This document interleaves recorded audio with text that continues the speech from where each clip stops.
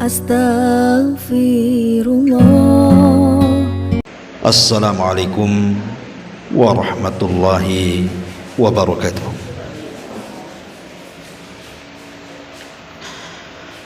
Alhamdulillah,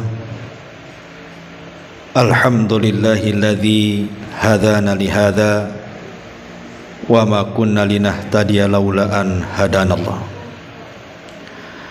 Asyhadu an la ilaha illallah wahdahu rabbi la syarika lah wa asyhadu anna Muhammadan abduhu wa rasuluhu alladzi la nabiyya ba'da, amma ba'du. Alhamdulillah, di siang hari ini kembali kita bisa duduk berthalabul ilmi, karena kita sudah masuki tanggal 1 bulan Dzulhijjah. Maka kita akan membahas tentang amalan-amalan yang dianjurkan untuk dilaksanakan tanggal 1 Dzulhijjah sampai hari tasyrik. Ma'asyiral muslimat yang dimuliakan Allah Subhanahu wa taala, di dalam Al-Qur'anul Karim Allah Subhanahu wa taala berfirman, wa yakhluqu ma yasha wa yakhtar. Dan Allah Subhanahu wa taala terkadang menciptakan makhluk-makhluknya, dan di antara makhluk ciptaannya ada makhluk-makhluk yang dipilih Allah Subhanahu wa taala. Contoh saja, ketika Allah Subhanahu wa taala menciptakan para malaikat, maka dari seluruh para malaikat yang paling utama adalah malaikat-malaikat yang dijadikan pimpinan-pimpinan para malaikat, dan mereka adalah Jibril, Mikail, Israfil, dan juga Malakul Maut. Itulah seutama-utama para malaikat. Dan dari malaikat-malaikat atau pemimpin-pemimpin para malaikat, tentu yang paling utama lagi adalah malaikat Jibril. Itulah sayyidul malaikah, pemimpinnya para malaikat. Dan kalau kita cerita tentang para nabi, jumlah para nabi dan rasul berdasarkan hadis Abi Dzar Al-Ghifari radhiyallahu anhu adalah 120 sampai 124 ribu nabi dan 315 rasul. Tetapi dari sekian ribu nabi dan rasul, yang jadi pilihan hanyalah 25 nabi dan rasul, karena dicantumkan namanya di dalam Al-Qur'anul Karim. 18 tercantum dalam surah Al-An'am, dan sisanya tersebar di beberapa surat dalam Al-Quran, sehingga genap menjadi 25 nabi dan rasul. Dari 25 nabi dan rasul tentu dikerucutkan lagi. Ada nabi-nabi yang lebih afdal di antara mereka yang disebut dengan ulul azmi.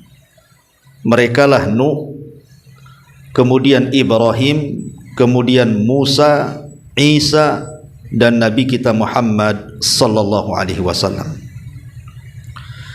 Dan dari ulul azmi minar rusul dikerucutkan lagi.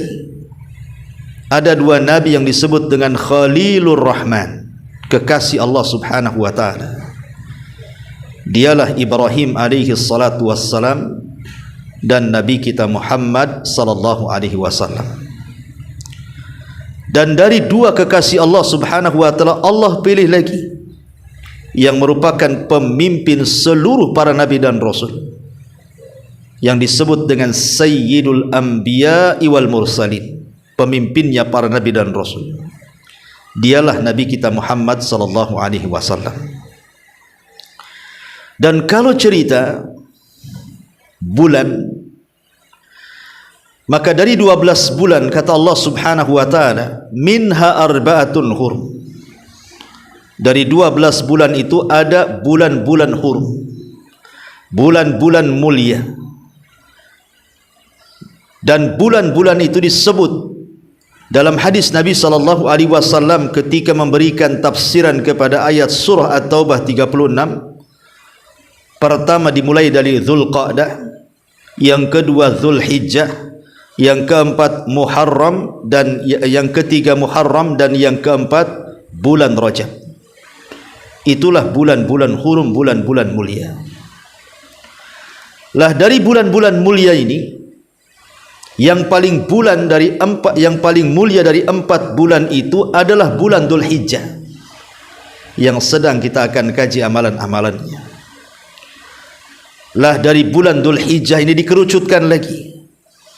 Ada 10 hari awal bulan Dzulhijjah yang disebut dengan afdalu ayyamid dunya, seutama-utama hari di dunia.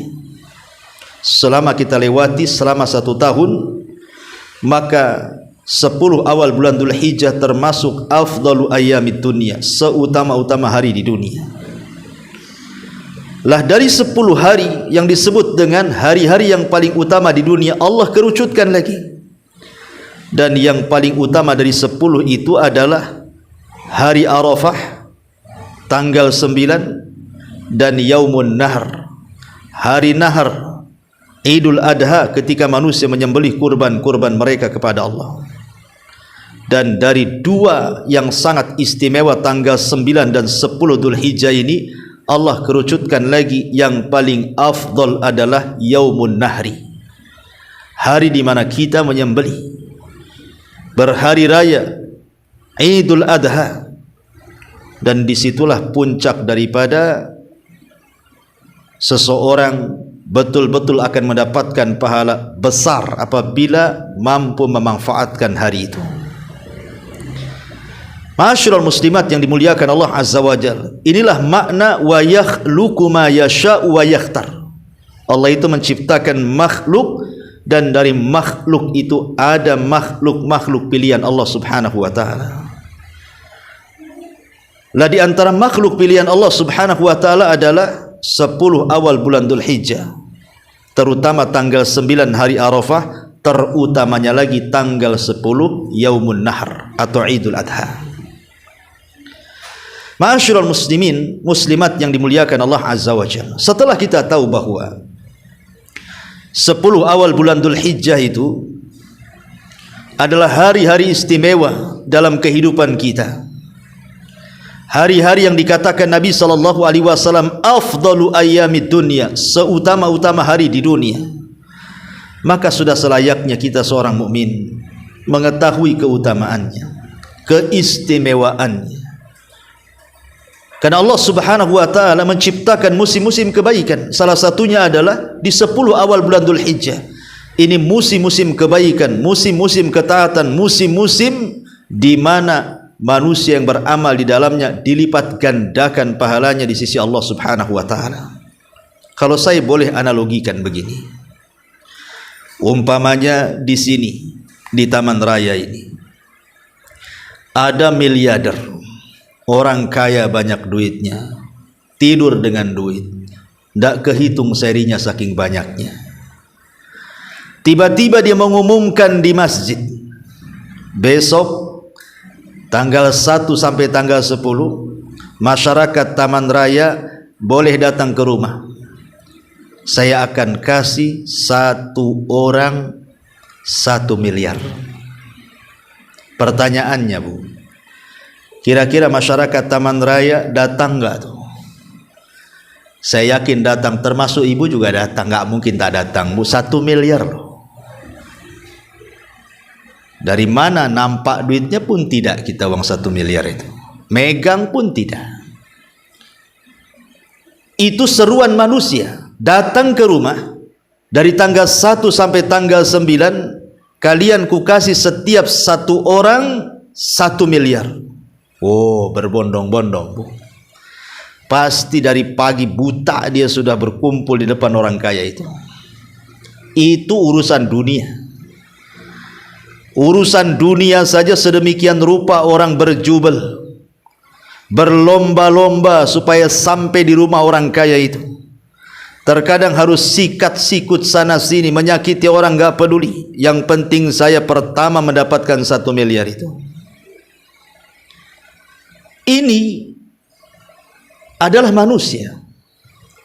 Tapi Allah Subhanahu wa taala menawarkan lebih daripada itu. Lebih daripada nilai 1 miliar. Allah menawarkan itu.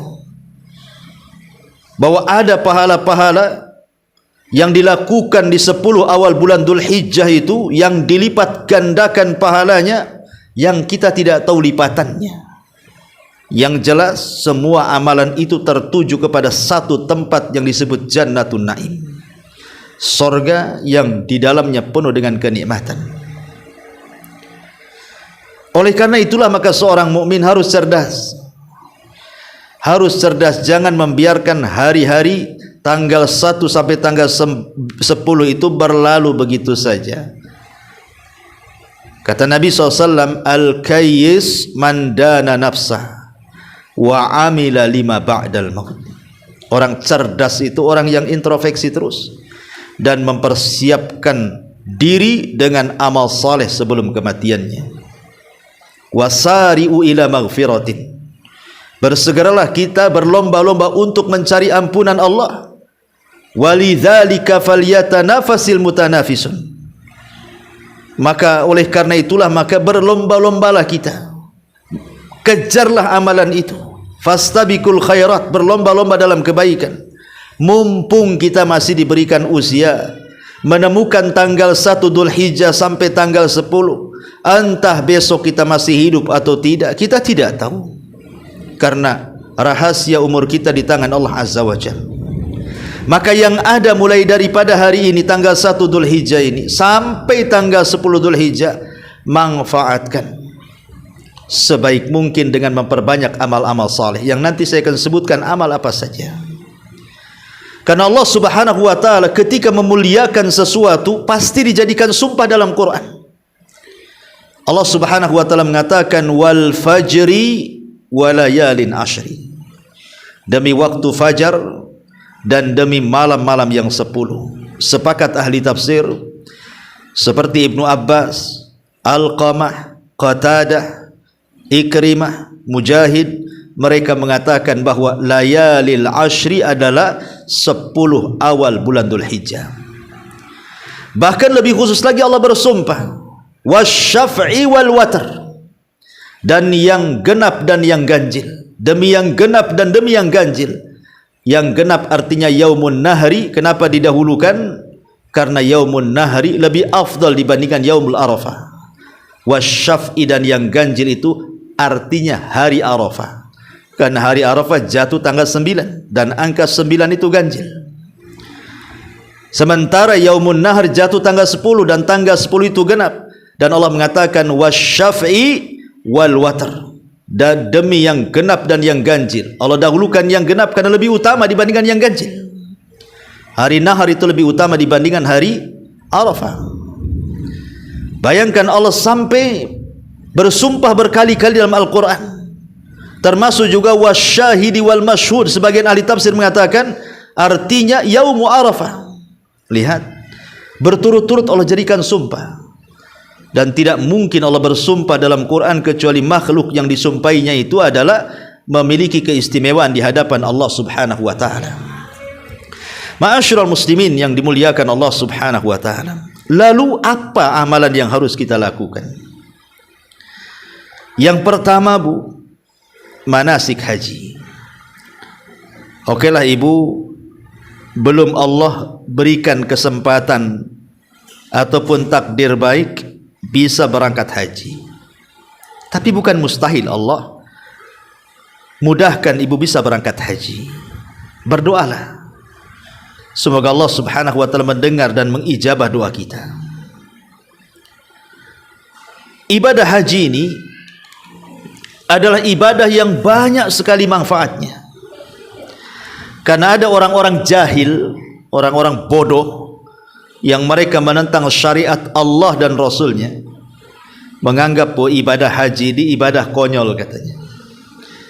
Ibadah haji ini ibadah apa, Bu? Ibadah konyol katanya. Kenapa? Karena ibadah haji itu ibadah di mana orang-orang Islam belum bisa meninggalkan tradisi jahiliyah katanya. Coba bayangkan ada orang ngomong gitu, Bu. Jadi ibadah haji itu ibadah yang katanya umat Islam belum bisa meninggalkan tradisi jahiliyah. Apa maksud kalimat ini? Lihat tuh, katanya orang-orang haji itu datang dari mana-mana, dari penjuru dunia, tumplek ke Ka'bah. Mereka bukan sedang menyembah Allah katanya, mereka sedang menyembah batu. Ketika mereka tawaf, mereka sedang tawaf mengelilingi batu. Setelah tawaf, mereka mencium batu. Kemudian setelah mencium Hajar Aswad, mencium batu, mereka pun sa'i. Sa'i dari batu ke batu. Sofa itu batu, bukit berbatu. Marwah juga bukit berbatu. Jadi sa'i untuk batu ke batu. Ketika lempar jumroh, yang dilempar juga batu, dan alat melemparnya juga batu. Yang dilempar batu, alat melemparnya batu. Jadi sesungguhnya ibadah haji itu belum bisa meninggalkan tradisi jahiliyah. Kenapa? Karena masih teringat dengan batu. Ya, ma'asyiral muslimat yang dimuliakan Allah Subhanahu wa taala. Saya ulangi. Jadi orang-orang yang tawaf, mereka mentawafi batu. Orang yang mencium Hajar Aswad mencium batu. Orang yang sa'i berlari-lari kecil dari Safa dan Marwah, Safa itu batu, Marwah juga batu. Jadi sa'i dari batu ke batu. Ketika melempar jumroh, yang dilempar juga batu, alat lemparnya juga batu. Jadi kalian sebenarnya kembali ke zaman batu katanya. Yang disembah kalian itu bukan Allah tapi batu. Lalu apa manfaatnya? Seolah-olah Islam tidak berkembang, kembali kepada zaman batu dan nyembah batu. Kan jahil, Bu. Ucapan seperti ini jahil. Karena menentang ajaran Islam. Haji itu banyak manfaatnya. Dan ketika haji itu bukan kita ini sedang menyembah batu, ibadah dari batu ke batu, tidak. Ma'asyiral muslimat yang dimuliakan Allah Subhanahu wa taala. Ibrahim alaihi salatu wassalam ketika selesai membangun Ka'bah, kemudian Allah Subhanahu wa taala katakan, wa id yarfa'u Ibrahimul qawa'ida wa Ismail. Dan ingatlah ketika Ibrahim meninggikan dasar-dasar Baitullah bersama putranya Ismail, kemudian dia berdoa, Rabbana taqabbal minna innaka antas samiul alim. Ya Tuhan kami, terimalah daripada kami amalan kami, sesungguhnya Engkaulah yang maha mendengar lagi maha mengetahui. Lihat Ibrahim, setelah dia menyelesaikan pembangunan Ka'bah, dia tidak berdoa kepada batu, dia berdoa kepada Allah dan mengatakan, sesungguhnya Engkau ya Allah maha mendengar lagi maha mengetahui, terimalah amalan kami. Kemudian setelah itu Ibrahim diperintahkan Allah untuk menyeru manusia agar manusia datang melakukan ibadah haji. Nabi Ibrahim ketika itu mengatakan, ya Rabb, suaraku terbatas, tidak mungkin juga orang yang kuserukan mereka mau datang. Macam mana caranya saya mengajak manusia yang berada di ujung barat, timur, selatan dan utara? Maka Allah mengatakan, ya Ibrahim, innama alaikal adhan wa alainal balag.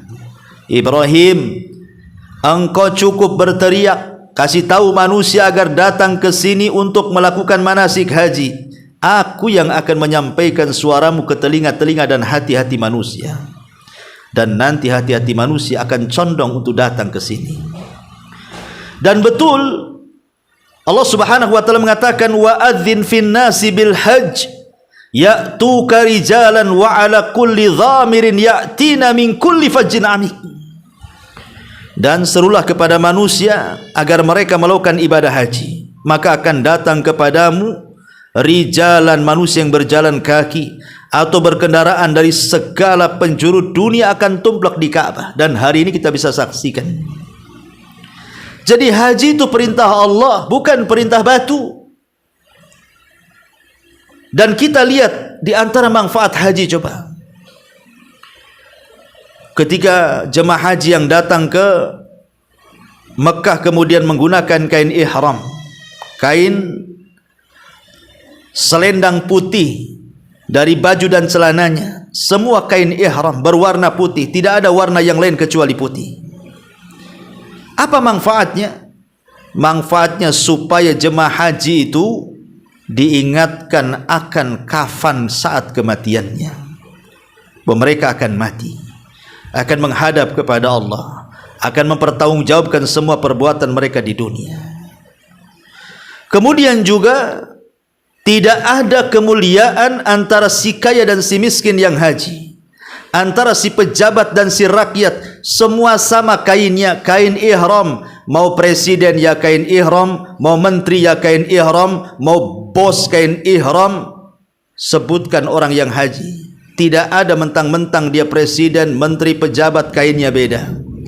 Saya presiden harus kain katun, saya menteri harus kain batik, saya ini harus kain yang lainnya sutra. Tidak, semua sama kain ihram. Haji mengajarkan kesetaraan dalam Islam. La fadla bainal arabi wal a'jam walal aswad alal ahmar illa bitaqwallah, kata Rasul. Tidak ada beda Anda orang Arab, Anda non Arab. Karena sekarang Indonesia ini ada orang membangga-banggakan karena dia orang Arab. Sama saja, ya, sama saja. Atau membangga-banggakan karena dia keturunan Nabi. Sama saja. Anda keturunan Nabi, saya bukan keturunan Nabi. Yang membedakan Anda dengan saya itu hanya takwa saja. Kita tidak mengingkari keturunan Nabi itu ada kemuliaan, tetapi kemuliaan itu tidak bisa Anda raih kecuali dengan takwa. Maka Anda akan mengumpulkan dua keutamaan. Satu, Anda dzurriyyah Nabi yang harus kami hormati. Yang kedua, ketakwaan yang harus kami muliakan. Tapi secara umum tidak ada kemuliaan manusia, siapapun dia. Yang memuliakan manusia hanyalah taqwallahi azza wa jal. Inna akramakum indallahi atqakum. Jadi ibadah haji itu banyak manfaatnya. Tidak benar kita datang ke sana nyembah batu. Bukankah talbiyah kita saja bukan kepada batu?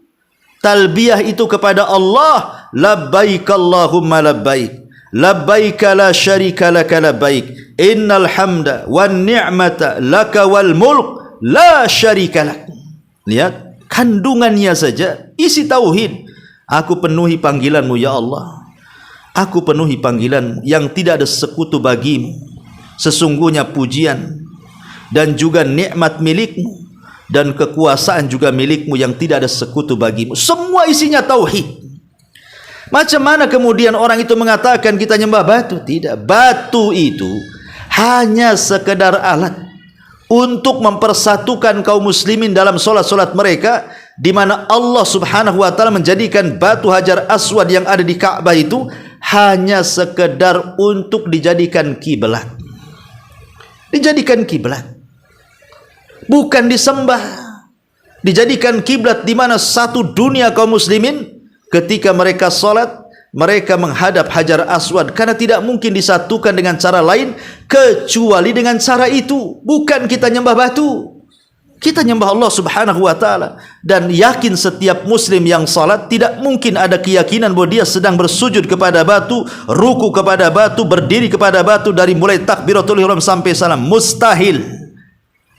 Ketika kita salat, semua lillah. Kul innas salati wa nusuki wa mahyaya wa mamati lillahi rabbil alamin. Katakan salatku, penyembelihanku, hidupku, matiku, aku serahkan kepada Allah subhanahu wa ta'ala. Makanya Nabi Ibrahim saat selesai melaksanakan tugas dari Allah membangun Ka'bah, dan juga putranya Ismail, dia berdoa. Apa doanya? Rabbana waj'alna muslimaini laka wa min dzurriyyatina ummatan muslimatan lak wa arina manasikana wa tub alaina innaka antat tawwabur rahim.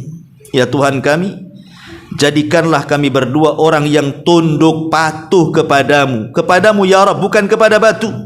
Dan jadikan di antara anak-anak cucu kami umat yang tunduk patuh juga kepada Engkau ya Rabb.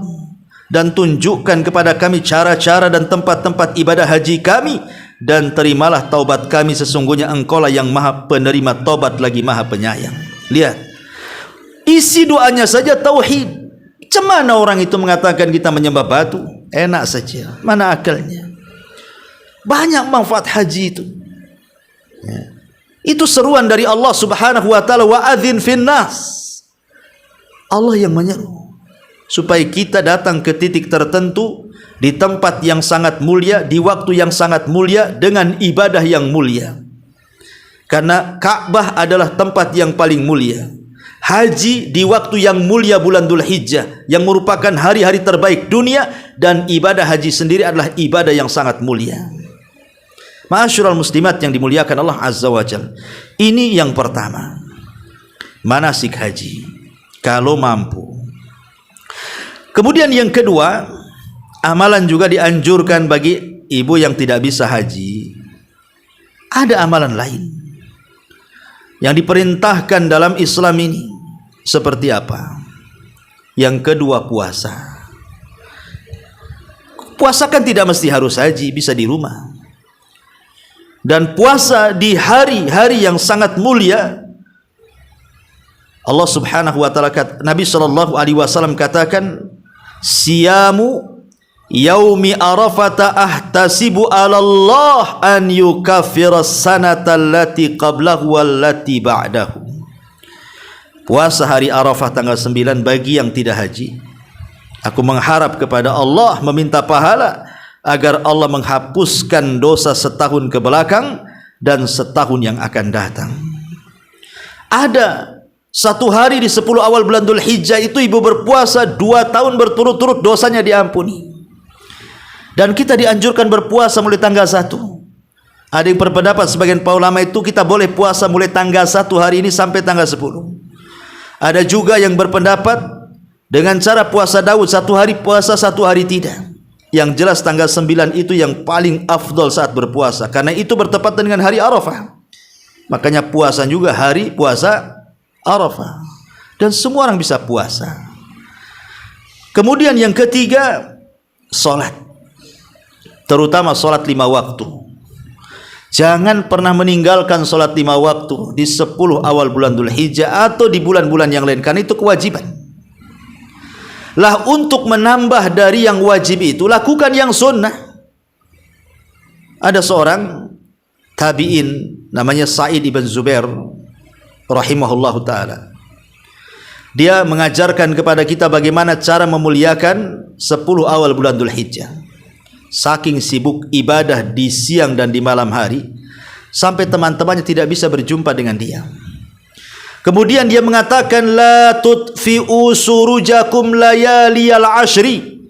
Jangan kalian padamkan lampu-lampu rumah kalian di 10 awal bulan Dzulhijjah tanggal 1 sampai tanggal 10. Jangan matikan. Maknanya, hidupkan malam-malam di tanggal 1 sampai tanggal 10 itu dengan qiyamul lail, dengan tahajud, dengan berwudu, dengan berzikir, dengan baca Quran, dengan berdoa, terutama di sepertiga malam terakhir, karena di situ Allah turun dan malaikatnya juga turun. Kesempatan, ya, hidupkan malam-malam. Kalau kita dulu setelah lewat bulan Ramadan tahun kemarin, di bulan Ramadan ada 10 awal, ada 10 tengah, ada 10 akhir, kan Bu? Lah 10 akhir Ramadan Nabi mengajarkan untuk menghidupkan malam, kan Bu? Sampai-sampai Aisyah radhiyallahu anha mengatakan, kana Nabi sallallahu alaihi wasallam idza dakhala al-ashra ahya lailatahu, syadda mi'zarahu wa ahya lailatahu. Apabila Rasul masuk di 10 akhir Ramadan, maka Rasul mengencangkan sarungnya dan menghidupkan malam-malamnya. Sebagaimana kita diperintahkan menghidupkan malam-malam di 10 akhir Ramadan, begitu juga di 10 awal bulan Dzulhijjah. Kata Sa'id ibn Zubair, la tutfi'u surujakum layaliyal ashri. Jangan padamkan lampu-lampu rumah kalian, hidupkan malam itu. Karena itu sangat istimewa. Anda sedang bangun di tengah malam di hari terbaik satu dunia. Maka yang ketiga, perbanyak sholat. Kemudian yang keempat, perbanyak az-zikr. berzikir kepada Allah Subhanahu wa taala dengan mengucapkan tahlil, tahmid, takbir, tasbih dan zikir apapun yang diperintahkan Nabi sallallahu alaihi wasallam. Karena Nabi sallallahu alaihi wasallam pernah mengatakan, ala ukhbirukum, kata Rasul, ala unabbiukum, maukah ku habarkan kepada kalian, bi khairi min a'malikum, amalan terbaik yang kalian lakukan, wa azkaha inda malikikum, lebih bersih di sisi Tuhan kalian, wa arfauha fi darajatikum, lebih diangkat derajat kalian, wa khairun lakum min infaqiz zahabi wal waraq, dan amalan ini lebih baik dibandingkan infak emas dan perak, wa khairul lakum min antal kau aduwakum fatadribu a'naqahum wa yadribu a'naqakum, kemudian lebih baik daripada engkau berjumpa dengan musuh, kau penggal musuh atau engkau dipenggal musuh. Kemudian sahabat bertanya, amalan apalah itu Rasul? Amalan terbaik, bisa mensucikan kita di hadapan Allah, bisa mengangkat derajat kita di hadapan Allah, lebih baik daripada infak emas dan perak, lebih baik daripada jihad di jalan Allah, kemudian membunuh musuh atau dibunuh musuh. Apa itu amalan itu, kok bisa terkumpul 5 perkara pula tuh? Kata Nabi SAW, zikrullah, berzikir kepada Allah. Tidak ada alasan untuk tidak bisa berzikir, Bu. Bohong kalau ada orang mengatakan saya tidak sempat berzikir, nggak ada waktu. Kata siapa? Zikir itu ibadah yang paling mulia, yang paling mudah, bisa dilakukan anak-anak, remaja dan dewasa, bisa dilakukan orang sakit dan sehat, bisa dilakukan laki-laki dan perempuan, bisa dilakukan oleh semua usaha, tidak dilingkupi tempat dan juga waktu. Kapanpun bisa berzikir, di rumah, di jalan, di kantor, di pasar, di mana disebutkan, tidak ada alasan untuk tidak bisa berzikir. Maka perbanyak zikir, terutama yang ke-5, zikir yang menggabungkan 3 perkara: takbir, tahlil, dan tahmid. Takbir membesarkan Allah dengan menyebut Allahu Akbar. Tahlil mengesahkan Allah dengan mengatakan la ilaha illallah. Tahmid memuji Allah dengan senantiasa terus kita mengucapkan alhamdulillah, dan itu terangkum dalam takbiran Allahu Akbar, Allahu Akbar, Allahu Akbar, la ilaha illallah, Allahu Akbar, Allahu Akbar, walillahil hamd. Baca. Kapan dibacanya? Nunggu lebaran? Tidak, dari mulai tanggal 1 sekarang ini, Bu. Ibu sudah boleh takbiran sendiri-sendiri, baik di rumah sambil baring, baik di dapur sambil masak, baik di pasar sambil belanja, baik di kendaraan sambil jalan, baik di perkumpulan sambil arisan. Bisa takbiran, Bu. Itu disebut takbir mutlak namanya. Dan puncaknya nanti Idul Adha. Adapun hari tasyrik disebut takbir muqayyad, dilakukan setelah solat wajib, duhur, asar, maghrib, isya, subuh. Setiap solat wajib takbiran 3 kali, paling sedikit. Ma'asyiral muslimat yang dimuliakan Allah Azza wa Jalla. Kemudian yang nomor 5, bersedekah. Subhanallah. Kalau seandainya ibu bersedekah di bulan Ramadan, dengan bersedekah di 10 awal bulan Dzul Hijjah, pahalanya lebih besar bersedekah di awal bulan Dzul Hijjah dibandingkan ibu sedekah di bulan Ramadan. Sebutkan apapun amalannya. Jadi kalau ibu kemudian menyumbang entah pembangunan masjid, entah pembangunan pesantren, entah kepada yatim piatu, entah kepada fuqara wal masakin, entah kepada orang yang berhajat kepada kita dari janda-janda miskin dan yang semacamnya, pokoknya mana yang bisa ditolong kita tolong. Kalau kita lakukan di 10 awal bulan Dzul Hijjah atau di bulan Ramadan, kata ulama, orang yang bersedekah di 10 awal bulan Dzul Hijjah lebih afdal dibandingkan sedekah di bulan Ramadan. Dan itu berdasarkan lisan Nabi. Nabi SAW yang mengatakan seperti itu. Ma min ayyamin al-amalus salihu ahabbu ilallah min hadhi ayyamil ashri.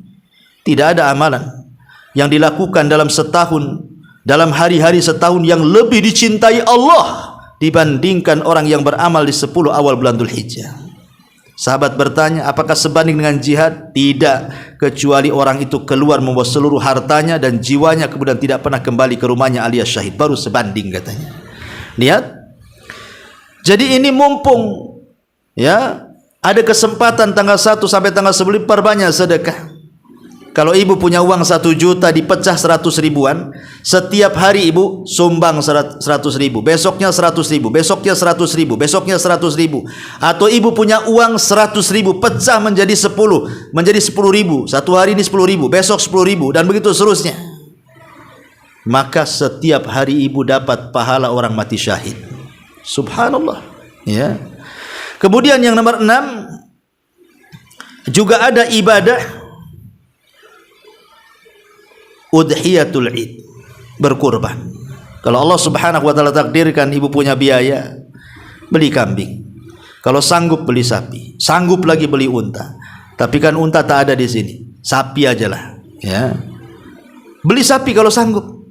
Kalau enggak sanggup beli kambing, kalau enggak sanggup urunan beli sapi 7 orang. Kalau enggak sanggup juga niatkan untuk tahun depan berkurban. Atau memandang orang yang berkurban, ya Allah, kalau aku punya uang seperti dia, aku pun pengen kurban seperti dia. Nanti pahalanya sama tuh. Ya. Jadi kurban itu ibadah mulia. Perintah dari Allah, fasholli lirabbika wanhar, banyak hikmah dan manfaat di dalamnya. Sebagaimana para dukun, para syaitan, para dedemit itu mereka menjadikan kurban untuk ibadah kepada mereka. Dijadikan sesajen, syarat pergi dukun harus berkorban, membeli ayam. Akhirnya terjerumus kepada kesyirikan. Lah kalau orang-orang jahil mereka menjadikan ajang kesyirikan dari kurban, maka kita ahli tauhid, kita tidak menyembelih kecuali kepada Allah Subhanahu wa taala. Karena sekecil apapun kurban, kalau ditujukan kepada Allah, maka jaminannya sorga. Sebesar apapun kurban, kalau ditujukan kepada selain Allah, maka dipastikan masuk neraka. Dulu di zaman Rasul pernah bercerita, ada 2 orang laki-laki lewat ke sebuah tempat. Rupanya di tempat itu ada berhala. Tidak boleh lewat kecuali berkurban kepada berhala. Yang satu mengatakan, aku tak punya biaya, habis di perjalanan, mau beli apa kurban untuk berkurban kepada berhala kalian? Tapi kaum itu mengatakan, tidak usah, terlampau dipikirkan. Kau tak punya duit, tak ada masalah, tangkap tu lalat, kurbankan lalat kepada berhala kami. Kau akun kami lepas dan silahkan berjalan dari kampung kami. Akhirnya dia tangkap lalat, sembelih, kemudian dilepas dia.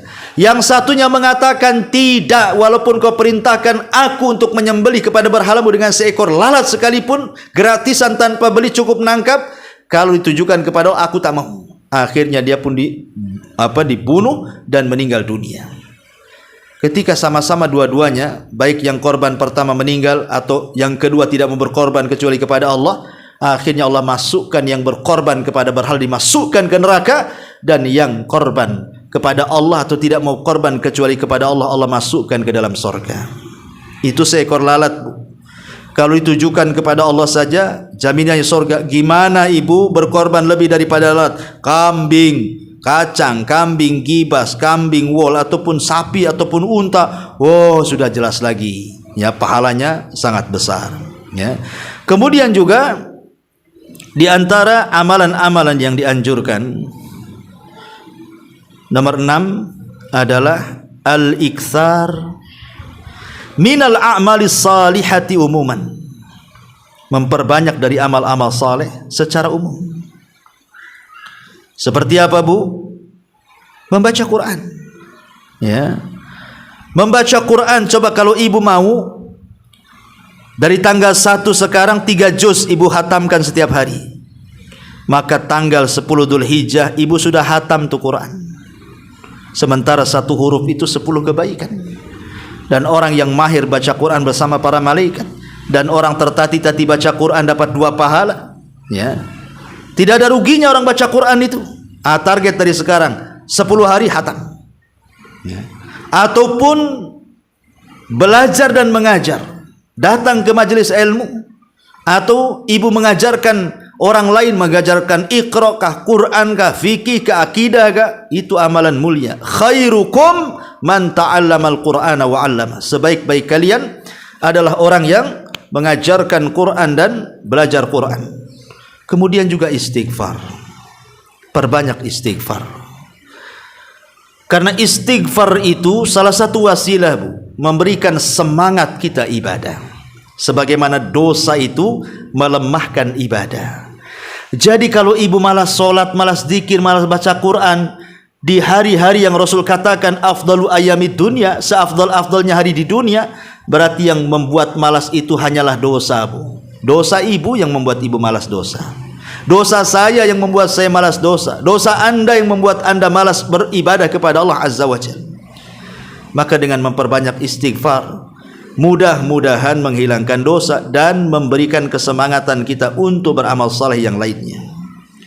Termasuk juga selain membaca Al-Quran, mengajar atau belajar, memperbanyak istighfar, birrul walidain. Kalau memang punya orang tua, berbuat baik sekarang.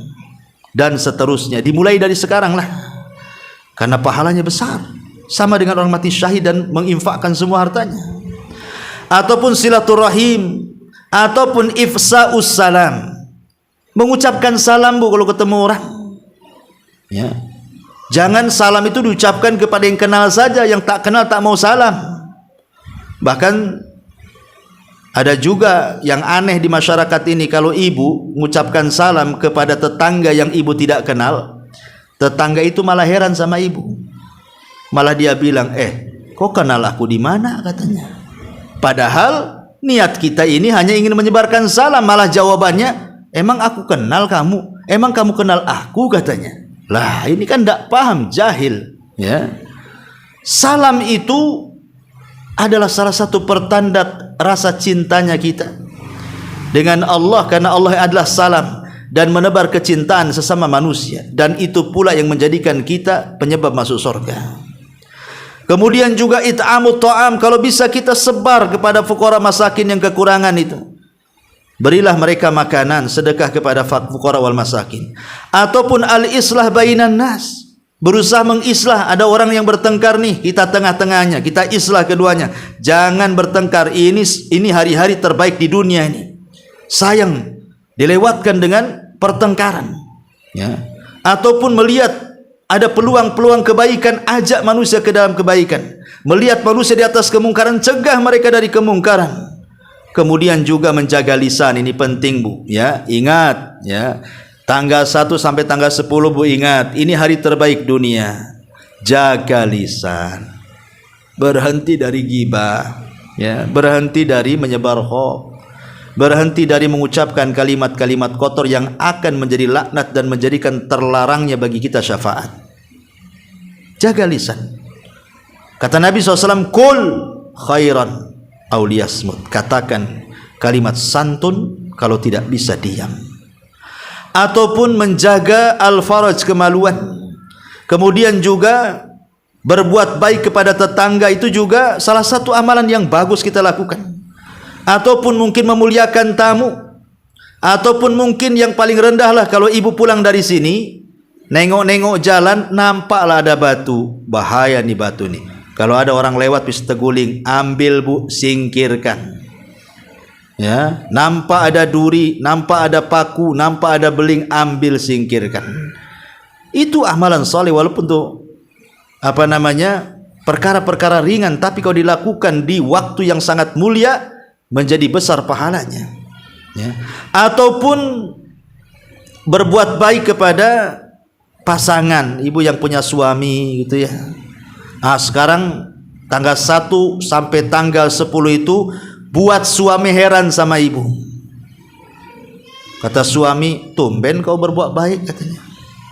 Biasanya tidak pernah kayak gini. Tumben biasanya bau, wangi pula sekarang. Tumben biasanya tak pernah dandan kecuali mau arisan, kok sekarang cantik banget. Buatlah suami sampai dari tanggal 1 sampai tanggal 10, Bu. Buat kejutan-kejutan. Habis tanggal 10, tanggal 11 balik lagi bau bawang. Enggak masalah, yang penting sudah lewat 10 hari. Mudah-mudahan jadi kebiasaan setelahnya, ya kan? Dandan yang cantik, bahagiakan suami, jangan buat kesel. Ini hari-hari terbaik dunia. Ya, karena orang yang mengagungkan syiar-syiar Allah itu bagian daripada takwa. Ataupun bantu anak-anak yatim, kalau bisa kafil yatim, kalau tidak bisa sedekah. Atau ziarah kepada orang sakit, Bu. Kalau ada orang sakit ziarah. Karena orang sakit itu kadang-kadang sakitnya tidak seberapa, tapi ketika tidak ada yang menziarahi, itu yang lebih sakit. Sakitnya tuh di sini, ya, sehingga itu terkadang terlipat-lipat sakitnya. Sudah sakit dengan penyakitnya, sakit pula tak ada yang kunjung sama dia. Maka itu amalan terbaik, karena orang mengunjungi orang sakit itu akan diikuti 70.000 malaikat mendoakan ampunan pada kita. Ataupun memudahkan kaum muslimin. Ada acara-acara warga kerja bakti ikut, memudahkan. Karena biasanya kalau rame itu ringan dijinjing, kalau sendiri kan berat, Bu, ya. Jadi kegiatan masyarakat. Atau memperbanyak solawat, ya, solawat kepada Nabi SAW, ya. Atau kalaupun kita tidak bisa memberikan kebahagiaan kepada orang, jangan sakiti orang. Ibu tidak bisa memasukkan kebahagiaan kepada orang, tapi jangan sakiti orang. Buang sampah sembarang, parkir motor mobil di depan rumah orang, minta izin, ya. Ataupun mungkin punya pohon, dahannya ke rumah tetangga dibiarkan saja, pas buahan kita yang ngambil, dia pula yang nyapu sampah. Ini apa ini? Ya. Jadi ya, walaupun tidak bisa menyenangkan hati orang itu, jangan pula menyakiti hati orang, terutama di 10 awal bulan Dzulhijjah. Termasuk juga kalau memang Anda seorang pemimpin, maka ini hari-hari terbaik, ya, berbuat baiklah kepada rakyat, dan rakyat mendoakan pemimpinnya. Kemudian memudahkan pemuamalah, terutama dijual beli di pasar, Bu, karena Rasul mengatakan rahimallahu rajulan samhan idza ba'a wa samhan idza ishtara wa samhan idza qada wa samhan idza iqtada. Semoga Allah merahmati orang yang mudah menjadi pembeli, mudah menjadi penjual, mudah saat berhutang, mudah pula saat membayar. Semoga Allah merahmati. Ya, jangan gara-gara kembalian 1.000 perak, enggak, saya harus kembali itu 1.000 perak, untung bagi saya masukkan ke celengan. Akhirnya penjualnya keliling 1 jam untuk cari kembalian. Nah, ini kan nyusahin pedagang namanya, Bu. Atau pedagang nyusahin pembeli. Jangan suka ngurang-ngurang takaran, timbangan meteran. Kalau bisa buatlah sedekahul sir. Kalau dia pesan sekilo buah, tambah 1 on. Yang pembeli tidak tahu kalau Anda sedang sedekah sir itu, ya. Ataupun mungkin berdoa kepada saudara-saudara kita yang mereka tidak tahu dengan kita. Kita punya tetangga sakit, kita doakan dari jauh, ya Allah, mudah-mudahan si fulan sembuh, ya. Jadi walaupun dia tidak tahu, kita berdoa. Di ketidaktahuan dia itu sama dengan mendoakan diri sendiri itu. Karena malaikat akan datang walaka mithal. Maka seperti itu pula untukmu, kata malaikat, ya. Ataupun menjaga amanah. Jangan berkhianat kepada janji. Itu penting. Kemudian juga ghaddul basar, tundukkan pandangan dari hal-hal yang diharamkan. Jaga telinga, jangan mendengar yang diharamkan. Jaga hidung, jangan mencium yang diharamkan. Jaga kaki, jangan dilangkahkan ke tempat haram, ya. Termasuk juga doa-doa yang diajarkan. Ketika ibu dengar azan, langsung doa selepas azan. Kan ada tuh, Bu, setiap masuk kamar mandi ada doanya, keluar kamar mandi ada doanya. Berpakaian ada doanya, melepas pakaian ada doanya, sebelum tidur ada doanya, setelah tidur juga ada doanya. Lakukan itu semuanya. Itu mumpung di 10 awal bulan Dzulhijjah masalahnya, ya. Termasuk juga kalau hari Jumat baca surah Al-Kahfi. Bagi laki-laki ini kesempatan iktikaf di masjid, ya, walaupun 1 jam jadilah, ya. Kemudian juga jaga sholat-sholat 5 waktu dan juga sholat-sholat sunnah. Dan ingat, jangan mencari yang haram. Kalau ingin berkah, carilah uang halal. Ingat Anda, para laki-laki yang ingin mencari nafkah untuk keluarganya, ini 10 awal bulan Dzulhijjah ini seafdol-afdolnya hari di dunia. Cari yang halal, tinggalkan yang haram. Bukankah yang halal lebih banyak daripada yang haram? Kenapa sibuk yang haram, ya? Kemudian juga kalau bisa kita masukkan kebahagiaan kepada seorang muslim, itu amalan terbaik itu. Jangan malah menyakiti. Sayangi orang-orang lemah, ya. Kemudian juga berusaha hati kita ini dijaga. Mulai tanggal 1 ini, Bu, yang punya dengki, yang punya dendam, yang punya hasad, pokoknya keluarkan semuanya. Itu tidak bagus. Kemudian saling ta'awunlah sesama kaum muslimin. Wa ta'awanu 'alal birri wat taqwa. dan berta'awunlah, tolong menolong di atas perbuatan kebaikan dan ketakwaan kepada Allah Subhanahu wa taala, dan banyak lagi amal-amal saleh selain daripada yang saya sebutkan ini.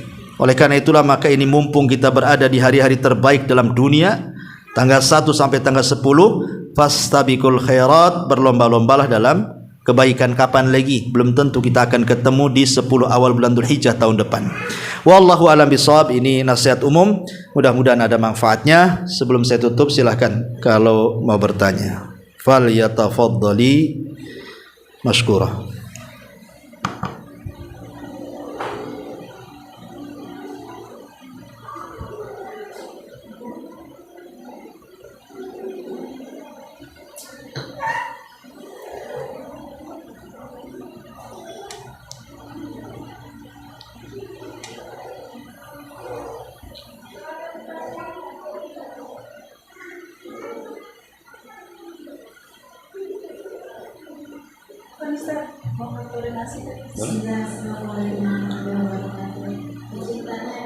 Iya, iya.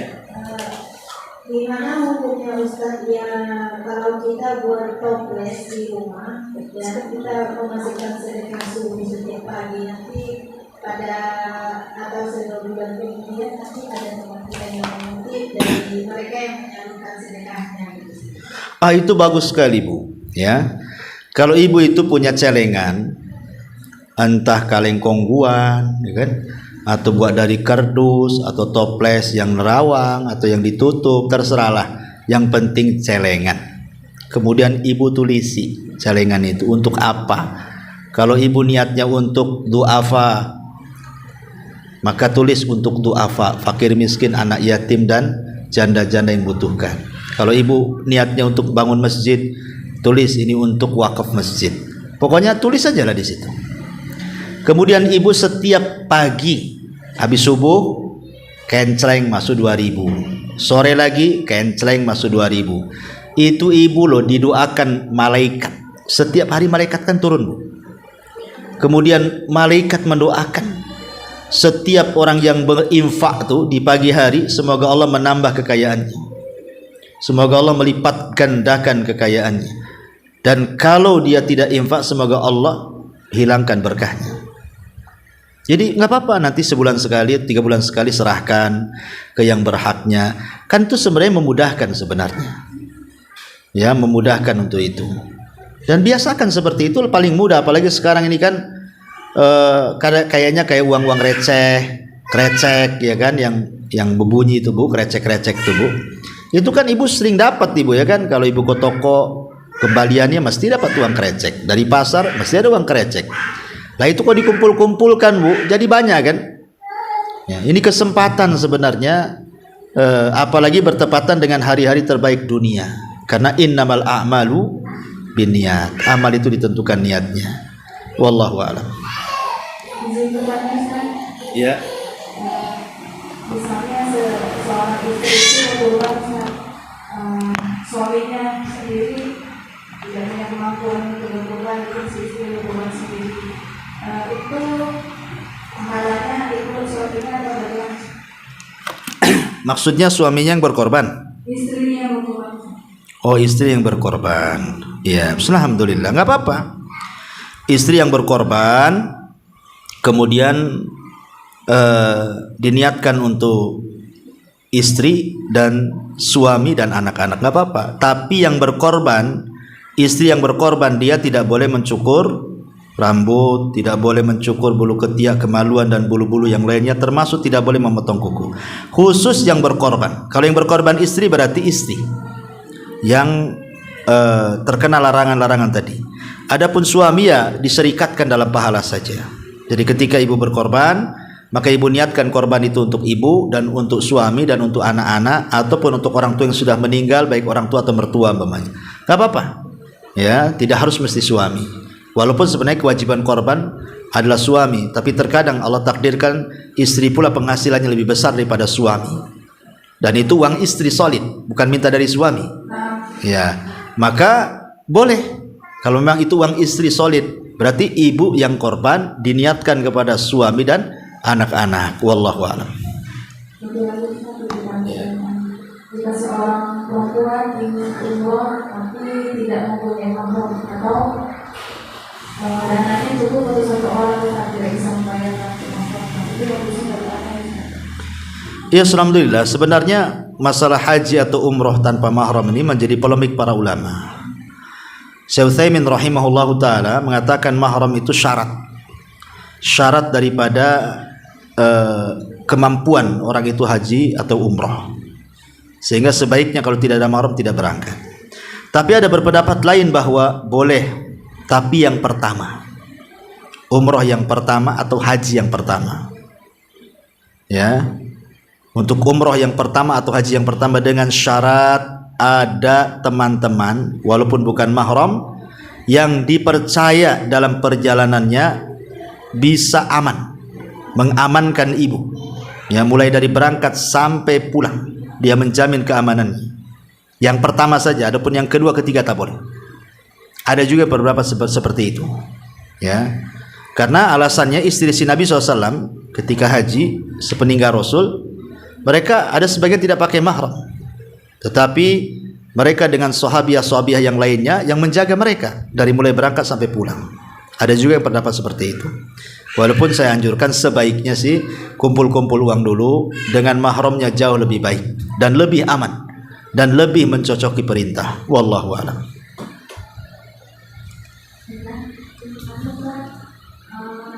Di Indonesia ini masalah pribadi ya. Dan di Indonesia itu sering berbeda-beda juga. Ada yang duluan gitu. Karena kan komunitas di sana bisa. Jadi kita gimana mencari bisa?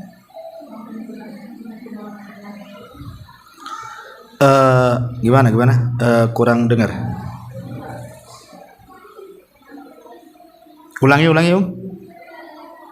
Masalah puasa Arafah. Oke, puasa Arafah. Di Indonesia kan sering berbeda pendapat juga. Ada yang duluan, ada yang pemerintah.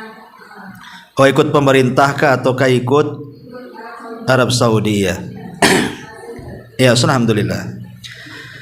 Ya, kalau saya anjurkan sih ikut pemerintah. Ikut pemerintah, ya, karena bagaimanapun untuk menjaga persatuan. Karena pemerintah pun ketika memberikan sebuah keputusan tentang besok Arafah atau tidak gitu kan, mereka juga mengacu kepada ijtihad. Jadi kesungguhan mereka untuk menentukan besok hari Arafah atau tidak. Yang kedua, untuk menjaga persatuan kaum muslimin, ya. Dan yang ketiga, ini juga masalah khilafiyah, sehingga tidak bisa kemudian kita berpendapat sendiri gitu ya. Maka sebaiknya ikut pemerintah, karena ini masuk dalam keumuman firman Allah Azza wa Jalla, wa atiullaha wa atiur rasul wa ulil amri minkum. Taatlah Allah dan Rasulnya dan para pemimpin kalian. Maksudnya ulil amri sini pemerintah. Kalaupun pemerintah salah dalam menentukan, kita dapat pahala, mereka dapat dosa. Tapi kalau benar saat menentukan, maka mereka dapat pahala sebagaimana juga kita dapat pahala. Wallahu a'lam. Ya, saya kira cukup. Mudah-mudahan ada manfaatnya. Subhanallah bihamdika, asyhadu an la ilaha illa anta, astaghfiruka wa atubu ilaik. Allah ta'ala. Assalamualaikum warahmatullahi wabarakatuh.